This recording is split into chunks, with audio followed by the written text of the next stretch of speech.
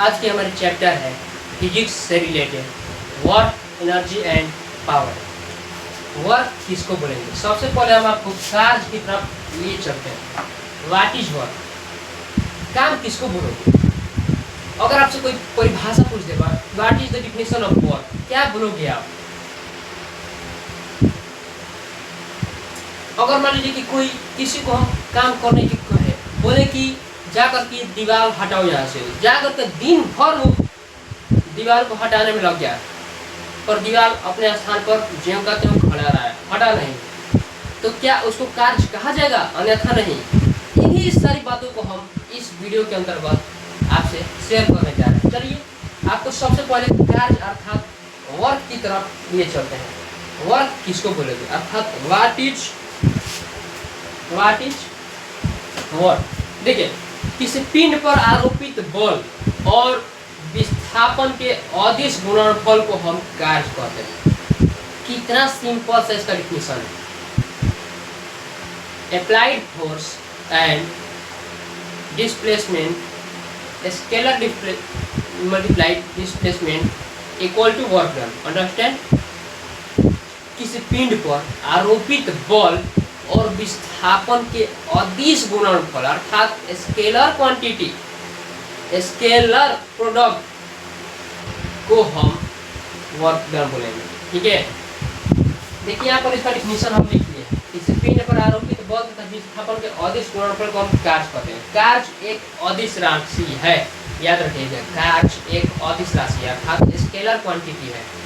इसका एसआई मात्रक जूल होता है, जबकि सीचेस मात्रक अर्ग होता है, जहाँ पर 1 जूल बराबर 10 के पावर 7 अर्ग होते हैं और जहाँ 1 अर्ग बराबर 10 के पावर -7 जूल होता है। ठीक है, इतना ही नहीं, इसका जो डायमेंशन है ml² T इनवर्स 2 होता है। कौन सी राशि है? तो यह एक अदिश राशि है। ठीक है, एसआई यूनिट क्या होता है कार्य का? तो जूल होता है, याद रखिएगा। जबकि सीरियस यूनिट कार्य का क्या होता है?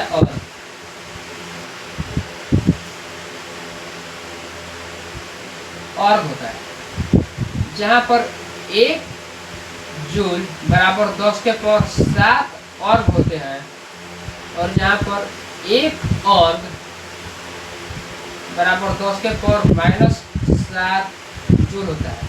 ठीक है, देखिए इसका एसआई मतलब जूल तो होता ही होता है, इसको हम लोग जूल न लिख करके न्यूटन पर मीटर लिखते हैं, तो फिर दोनों का कहने का मतलब एक ही है।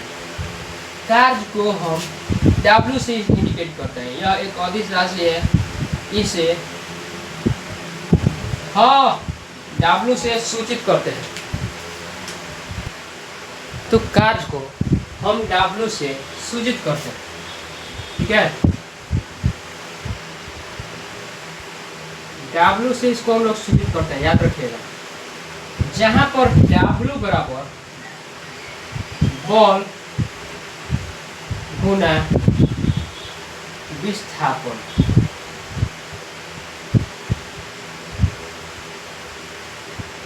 अर्थात W बराबर S F into displacement S। देखिए अब आपका जीपीएस ये रहा होगा कि चूंकि बल भी आपका सदिश राशि है, विस्थापन भी आपका सदिश राशि है, तो दोनों का गुणनफल जब कार्य हमें प्राप्त होता है वो अदिश राशि कैसे हो सकता है?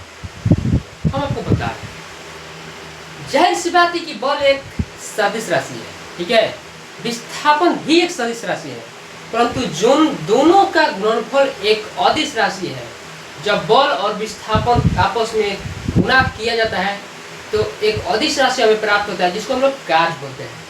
ठीक है, ये अदिश राशि है इसलिए क्योंकि कार्य त्रिभुज के नियम, बंटन नियम, साहचर्य नियम, वितरण नियम, चतुर्भुज के नियम, दाएं हाथ के नियम, पेंच के नियम, बाएं हाथ के नियम इत्यादि को फॉलो नहीं करता है। इनमें से किसी भी नियम पर कार्य फॉलो इसको इसमें से किसी को भी फॉलो करता ही नहीं है।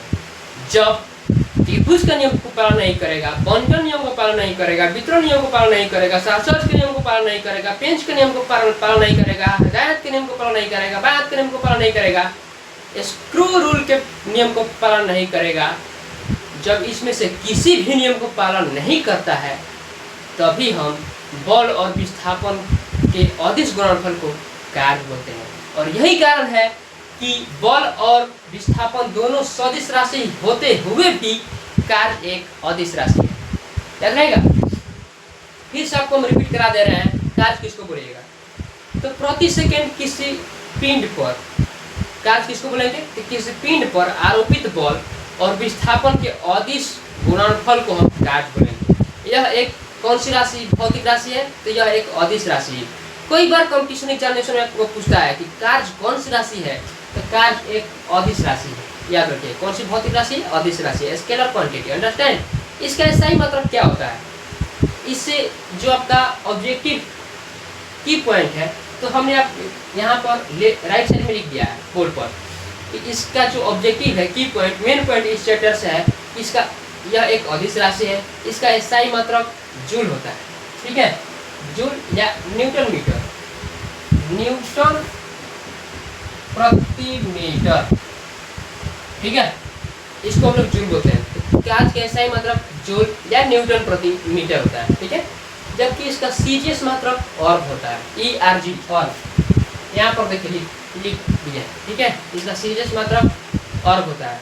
ठीक है, और जहाँ पर एक जूल में, कई बार क्वेश्चन पूछता है कि एक जूल में कितने ऑर्ग होते हैं? तो एक जूल में 10 के पावर 7 ऑर्ग होते हैं। याद रखिएगा, एक जूल में 10 के पावर 7 ऑर्ग होते हैं। और एक ऑर्ग में कितना जूल होता है?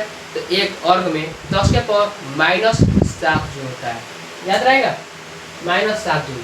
कार्य को हम किससे इंडिकेट करते हैं? तो कार्य को हम W से सूचित करते हैं, जहाँ पर W बराबर बल गुना विस्थापन। इसका यूज हम न्यूमेरिकल बनाते समय करेंगे, या फिर W बराबर F.S से हम इसको सूचित करते हैं।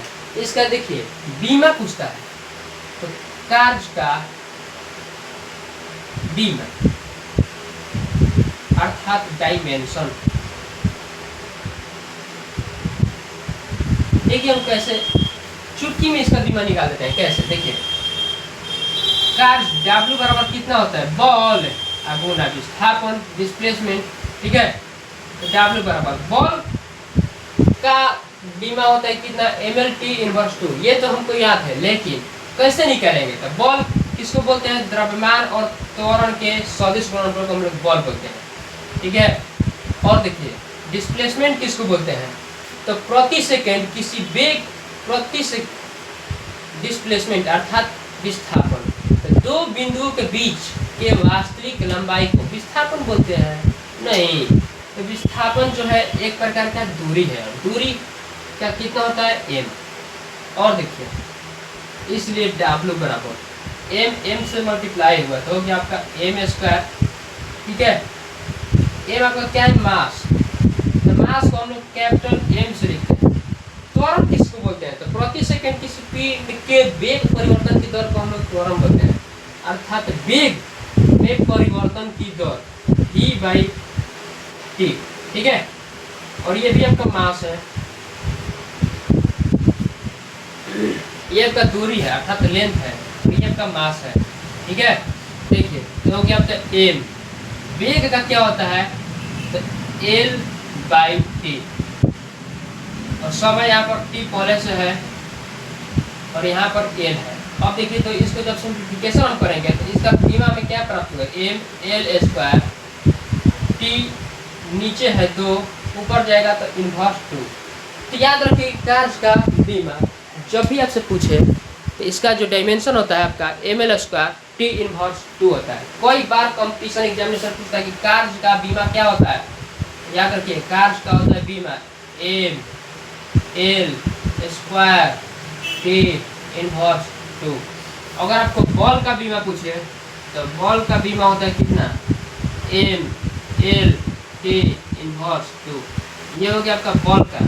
ठीक है, और ये रहा आपका कार्य का बीमा।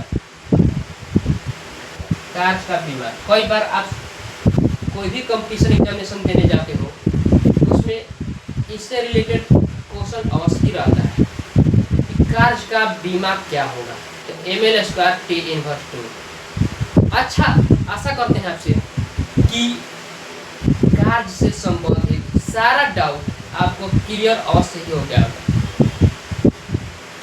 अगर किसी तरह का आपको मेरे इस वीडियो से कोई प्रॉब्लम हो, किसी भी तरह के आपके दिल को खेद पहुंचाता हो, तो आप हमें अवश्य कमेंट में लिखें। Thanks for watching.